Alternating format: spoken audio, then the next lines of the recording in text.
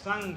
ठीक है, तो चलिए आज हम रूस की क्रांति के बारे में बात करते हैं। रूस की क्रांति की जब हम बात करेंगे तो दो क्रांति दुनिया में बहुत महत्वपूर्ण क्रांति हुए। पहला 18वीं शताब्दी में फ्रांस की क्रांति जो 1789 में हुआ, और दूसरा 20वीं सदी का रूस की क्रांति जो 1917 में हुआ। ये दो महत्वपूर्ण क्रांति है। फ्रांस की क्रांति स्वतंत्रता, समानता और बंधुत्व के विचार पर लड़ा गया था, इसलिए बहुत प्रसिद्ध है, क्योंकि साम्यवादी सरकार की पहली बार स्थापना रूसी क्रांति के बाद ही हुआ। यानी रूस की क्रांति क्यों हुई? क्योंकि वहां का जो शासक था जार निकोलस द्वितीय बहुत ही निरंकुश था, प्रजा से उसका कोई लेना देना नहीं।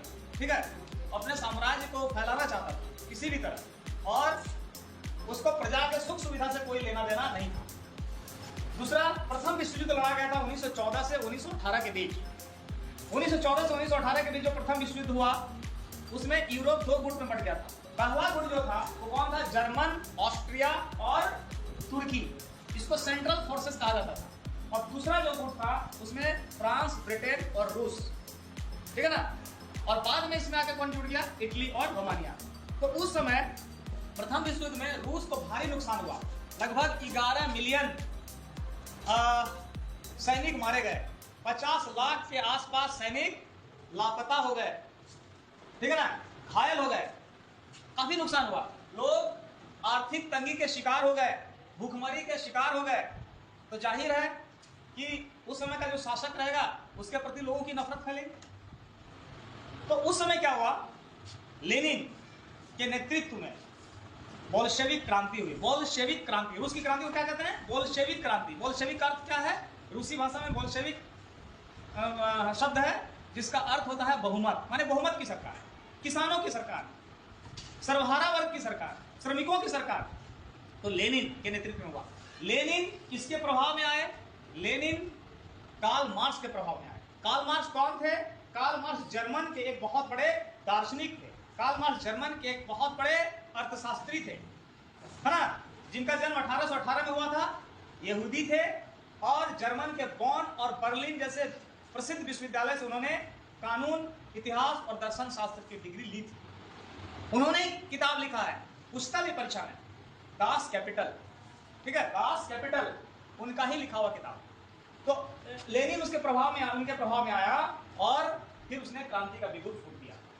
इस तरह से मार्च 1917 को जार शासन का अंत हो गया, और अक्टूबर 1917 को लेनिन के नेतृत्व में पहली बार पूरी दुनिया में साम्यवादी सरकार की स्थापना हुई। ठीक है ना। 1922 में फिर क्या हुआ? 1922 में रूस, यूक्रेन और बेलारूस, ये तीनों मिलकर क्या हुआ?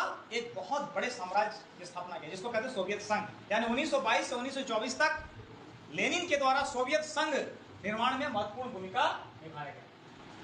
फिर 1924 में स्टालिन का उदय होता है, रूस में स्टालिन का उदय होता है। 1924 से लेकर 1953 तक स्टालिन का शासन चलता है। कहां पर?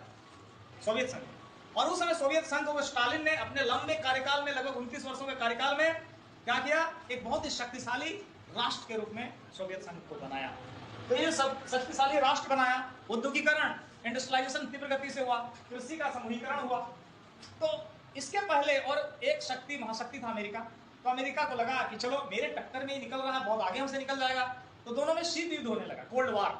यानी 1947 जब देश 47 में, तब से लेकर 1991 1991 तक दोनों देशों के बीच शीत युद्ध चलता रहा, वैचारिक युद्ध चलता रहा। उसमें मारपीट और गोली नहीं चलती, वैचारिक युद्ध, अंतर्राष्ट्रीय स्तर पर नीचा दिखाना, है ना, आर्थिक मामले में कमजोर करना, संघ संघर्ष, तो ये सारे चीज शीत युद्ध के पार्ट होते हैं। तो शीत युद्ध चला। तब क्या हुआ? 1991 में जो सोवियत संघ था वो फिर क्या हुआ? बिखर गया, उसका विघटन हो गया। उस समय वहां के राष्ट्रपति थे मिखाइल गोर्बाचेव। तो क्या हुआ? बिखर गया, मतलब सोवियत संघ 15 नए राष्ट्रों में बंट गया। यानी सोवियत संघ का बंटवारा कितने देशों में हो गया?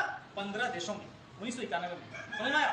तो मुख्य कारण कमजोर अर्थव्यवस्था, वहां की अर्थव्यवस्था कमजोर हो गई थी। फिर और दूसरा जो है राष्ट्रवादी आंदोलन, बहुत सारे जो आज देश बने हैं सोवियत संघ से अलग होकर, उन लोगों में भी धीरे धीरे, है ना, अपना अलग देश बनाने की भावना हुई, राष्ट्रवादी आंदोलन चले।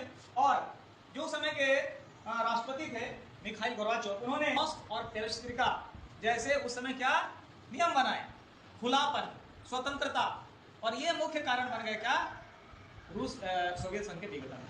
तो जो सोवियत संघ 1917 में रूसी क्रांति के तहत आजाद हुआ, फिर 1991 में सोवियत संघ का विघटन।